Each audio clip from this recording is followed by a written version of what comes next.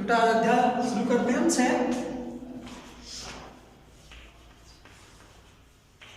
5 अध्याय हमने पढ़ लिए। अध्याय 6,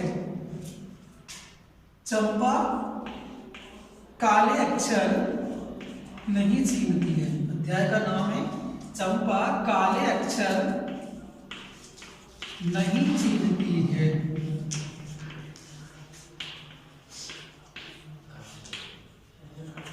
चंपा काले अक्षर नहीं चीनती है।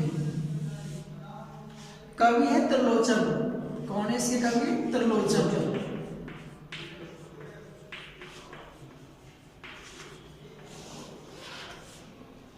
देखो जो त्रिलोचन जी हैं वो प्रगतिशील कवि। कैसे? प्रगतिशील काव्यधारा के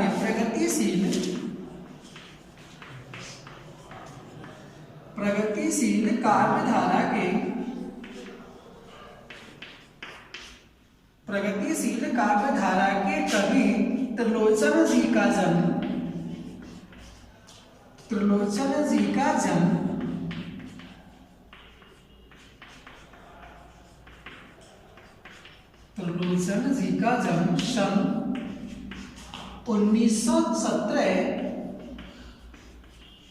सन 1917 ईस्वी में कहाँ पे? उत्तर प्रदेश राज्य के सुल्तानपुर जिले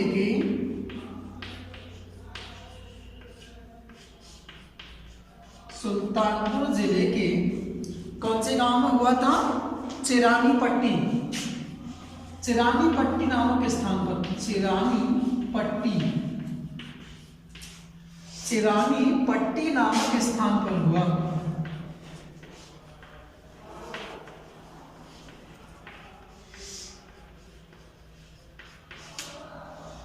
प्रगतिशील काव्यधारा के कवि त्रिलोचन जी का जन्म सन 1917 ईस्वी में उत्तर प्रदेश राज्य के सुल्तानपुर जिले के चिरानी पट्टी नामक स्थान पर हुआ था। ये बहुभाषाविद कवि थे। बहुभाषाविद अर्थात इन्हें बहुत सी भाषाओं का ज्ञान था, इसलिए ये अपने पीछे बहुभाषा पे शास्त्री लगाते थे, इसलिए इनके नाम के पीछे शास्त्री लगा। इनका जो वास्तविक नाम था वो था वासुदेव। त्रिलोचन जी का जो वास्तविक नाम था वह क्या था? वासुदेव था। इनका वास्तविक नाम क्या था? वासुदेव था। देखो, कविताएं रहेंगी तो सपने भी रहेंगे। अर्थात त्रिलोचन जी का कहना था कि अगर कविता रहेगी तो मनुष्य के सपने भी बने रहेंगे। जीने के लिए सपने सभी को आश्वासन देते हैं। अर्थात व्यक्ति स्वप्न देखता है तो उसके अंदर जीने की तमन्ना पैदा होती है। भंवर में झकोरे खाती नाव को जैसे तैसे उबाल लेते हैं। कविताएं सपनों के संग ही जीवन के साथ हैं। कभी कभी पाँव हैं, कभी कभी हाथ हैं। ये कवि की मेरा घर कविता से ली गई कुछ पंक्तियां हैं। देखो, इनकी जो प्रमुख रचनाएं मानी गई थी उनमें देखो धरती कवि की जो प्रमुख रचनाएं थी उनमें देखो धरती, गुलाब, इनकी जो प्रमुख रचनाएं थी धरती, गुलाब और बुलबुल।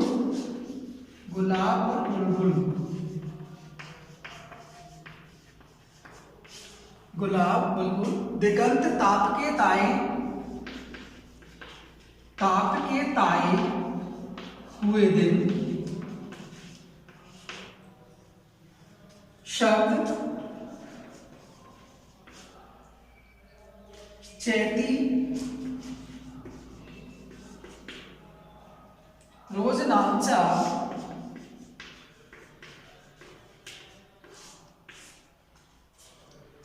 जीने की कला, मेरा घर, जीने की कला। इनके आदि कहानी, उपन्यास, नाटक आदि हुए थे। देखो, हिंदी साहित्य में इन्हें साहित्य अकादमी सलाहकार सम्मान, महात्मा गांधी पुरस्कार भी त्रिलोचन जी को दिया गया था। हिंदी साहित्य में त्रिलोचन प्रगतिशील काव्यधारा के प्रमुख कवि के रूप में प्रतिष्ठित हुए हैं। ये बहुभाषा के शास्त्री भी हैं, इसलिए इनके नाम के पीछे शास्त्री शब्द भी जुड़ गया। त्रिलोचन जीवन में नित्य मंद लय के कवि हैं। प्रबल आवेग और त्वरा की अपेक्षा इनके यहाँ काफी कुछ स्थिर है। यहाँ पर त्रिलोचन जी की जो कविता है, चंपा काले अक्षर नहीं चीनती, चीनने का मतलब होता है ना पहचानना। जो चंपा है वो काले अक्षर नहीं पहचानती है। यह धरती नामक कविता से संगत यहाँ पर कुछ पंक्तियां ली गई हैं। यह पलायन के लोक अनुभवों को मार्मिकता से व्यक्त करती है। कविता में अक्षरों के लिए काले काले विशेषण का प्रयोग किया गया है, जो एक और शिक्षा व्यवस्था के अंतर विरोधों को उजागर करता है। यहाँ पर जो काले काले जो शब्द हैं वो विशेषण के रूप में प्रयुक्त हुए हैं, जो हमें ऐसी शिक्षा व्यवस्था के अंतर विरोध मतलब आंतरिक विरोधों को प्रकट करने का भाव पैदा करते हैं। तो दूसरी ओर उसे दारुण मतलब दयनीय यथार्थवान वास्तविकता से भी हमारा परिचय कराता है, जहाँ आर्थिक मजबूरियों के चलते घर टूटते हैं। अर्थात जब आर्थिक तंगी जब आती है तो आर्थिक तंगी की वजह से घर टूट जाते हैं, बिखर जाते हैं। काव्य नायिका अर्थात इस काव्य की जो प्रमुख नायिका है वो है चंपा। अनजाने शोषक व्यवस्था के प्रतिपक्ष में खड़ी हो जाती है, जहाँ भविष्य को लेकर उसके मन में अनजान खतरा बना हुआ है। वह कहती है कलकत्ते पर वज्र गिर जाए, कलकत्ते पर वज्र गिरने की कामना जीवन के खुरदरे यथार्थ के प्रति चंपा के संघर्ष और उसके जीवटता को प्रकट करती है। यहाँ पर जो इस कविता की जो प्रमुख नायिका है वो है चंपा। चंपा नाम की एक लड़की है जो ग्रामीण लड़की है, अनपढ़ है, पढ़ी लिखी नहीं है। कवि जब अपनी कविता लिखने बैठता है तो उसके पास आकर के बैठ जाती है।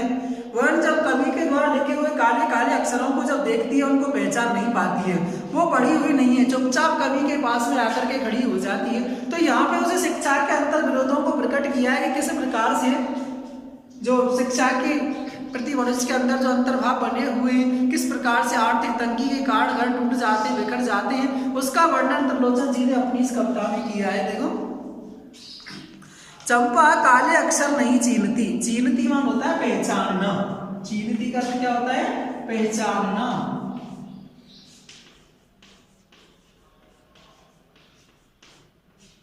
पहचानना। चंपा काले अक्षर नहीं चीनती, मैं जब पढ़ने लगता हूं वह आ जाती है, खड़ी खड़ी चुपचाप सुना करती है, उसे बड़ा अचरज होता है इन काले चिन्हों से कैसे ये सब स्वर निकला करते हैं। देखो यहाँ पे छंद मुक्त रचना है, सहज सरल स्वाभाविक भाषा का प्रयोग हुआ है, सरल खड़ी बोली का प्रयोग कवि ने अपनी कविता में किया है। सहज सरल खड़ी बोली का प्रयोग कवि ने अपनी कविता में किया है, छंद मुक्त रचना है ये। चंपा काले अक्षर नहीं चीनती, कवि कहना चाहता है कि जो चंपा है वो अनपढ़ है, एक ग्रामीण लड़की है, गाय पशु चराती है। चंपा काले अक्षर, कवि मैं जब पढ़ने लगता हूँ आ जाती है। कवि कहता है कि जब मैं पढ़ने लगता हूँ, पढ़ने जब मैं बैठ जाता हूँ तो मेरे पास में चंपा आ जाती है। चंपा काले अक्षर नहीं चीनती, वो चंपा है वो उन काले काले अक्षरों को नहीं पहचानती है, खड़ी खड़ी चुपचाप सुना करती है। कवि कहता है कि जब मैं पढ़ता हूँ कुछ बोलता हूँ तो चुपचाप मेरे पास आकर के खड़ी खड़ी होकर के चुपचाप सुनती रहती है। देखो खड़ी खड़ी पुनरुक्ति प्रकाश अलंकार है, खड़ी खड़ी में कौन सा अलंकार है पुनरुक्ति प्रकाश अलंकार है, पुनरुक्ति प्रकाश अलंकार है।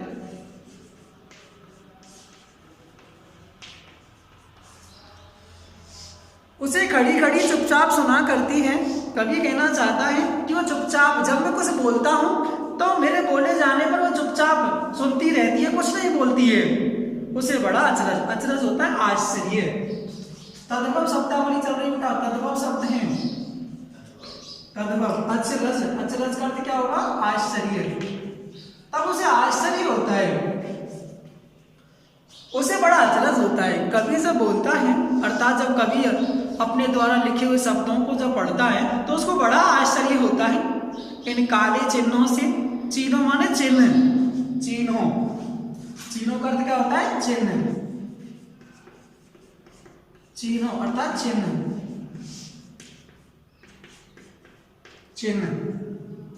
इन काले चिन्हों से कैसे ये सब स्वर निकला करते हैं। वो सोचती है कि किस प्रकार से जो काले काले जो अक्षर हैं, इन काले काले अक्षरों से किस प्रकार ये स्वर निकल आते हैं। अर्थात किस प्रकार से काले काले अक्षरों को देख करके ये लोग पता नहीं कैसे कैसे स्वर निकालते रहते हैं, ऐसा वो अपने मन में विचार करती रहती है। चुपचाप आकर के वो कवि के पास में खड़ी हो जाती है। उसे बड़ा आश्चर्य होता है उन काले काले अक्षरों को देख करके कि किस प्रकार में काले काले अक्षरों से और ये स्वर निकल आते हैं। चंपा सुंदर की लड़की है, सुंदर ग्वाला है, गाय भैंसे रखता है। चंपा चौपायों को लेकर चरवाही करने जाती है। चंपा सुंदर की लड़की है, अर्थात जो चंपा है, चंपा के पिताजी का नाम है सुंदर। सुंदर अर्थात सुंदर जो है वो उस चंपा के पिताजी हैं। चंपा सुंदर की लड़की है। जो चंपा है वो किसकी लड़की है? सुंदर की लड़की है। सुंदर ग्वाला है, ग्वाला गाय भैंस चराने वाला। सुंदर ग्वाला है, गाय भैंसे चराता रखता है। अर्थात कवि कहना चाहता है कि जो चंपा है वह चंपा उस सुंदर ग्वाले की लड़की है, सुंदर है। सुंदर कौन है? ग्वाला है जो अपने पास में गाय भैंस रखता है। चंपा चौपायों को लेकर, चौपाए चार पैरों वाले अर्थात गाय भैंस, चौपायों चौपायों कर दे चार पैर वाले। अब चार पैर वाले कौन है? गाय भैंस, गाय भैंस। चंपा चौपायों को लेकर चरवाही करने, चरवाही मन होता है चराने के लिए, चरवाही चराने के लिए, चरवाही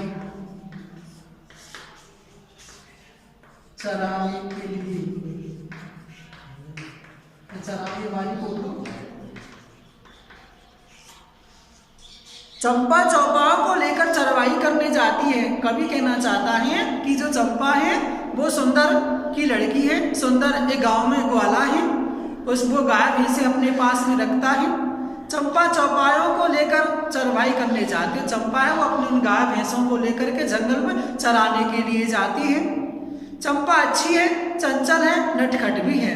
कवि कहना चाहता है कि जो चंपा है वो बड़ी अच्छी लड़की है, सुंदर है, चंचल भी है, उसका मन को चलायमान भी है, नटखट भी है, शरारती भी है, कभी कभी वो उद्यम भी कर लेती है।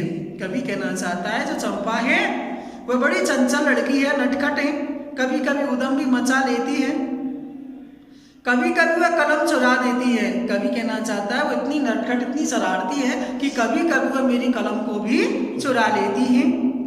जैसे तैसे उसे ढूंढकर जब लाता हूँ पाता हूँ, अब कागज गायब, परेशान फिर हो जाता हूँ। कवि कहना चाहता है कि वो जो चंपा है वो बड़ी शरारती, बड़ी नटखट लड़की है, हमेशा उद्यम मचाती रहती है। वो कभी कभी आकर के मेरी कलम को चुरा देती है, मेरी कलम को चुरा ले जाती है। जैसे तैसे बड़ी मुश्किल से कभी अपनी कलम को जब ढूंढ करके लाता है तब वो देखता है कि अब कागज गायब हो गया। कभी कलम को चुरा लेती है, कभी कागज को छुपा देती है। जैसे तैसे कभी कलम को लेकर के आता है तो उसे कागज गायब मिलता है, कभी परेशान हो जाता है। उसे चंपा की ऐसी हरकतों से जो कवि है वो पूरी तरह परेशान हो जाता है। सोचता है बड़ी नटखट है, बड़ी शरारती है, उधम मचाती रहती है, कभी कभी के पेन को चुरा देती है, कभी उसके कागजों को छुपा देती है। यहाँ से आगे कल चर्चा करेंगे तो